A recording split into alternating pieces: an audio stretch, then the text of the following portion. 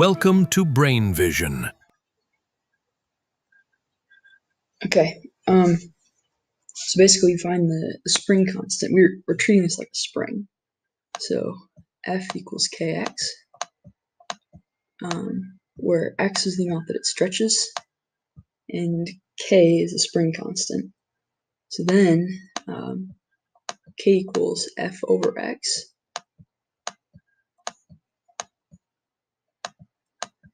And so that's 1.5 newtons over 3.75 centimeters. So that's 0.4 newtons per centimeter.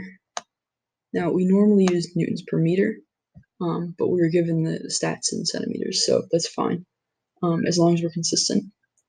And then to find out how much force it would exert if it stretches 1.14 centimeters, we just use F equals Kx again in a different value of x. So that's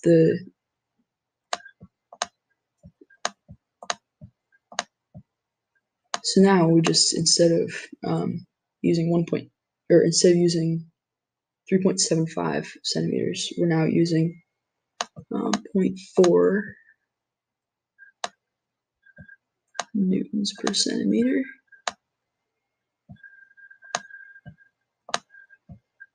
times 1.14 centimeters.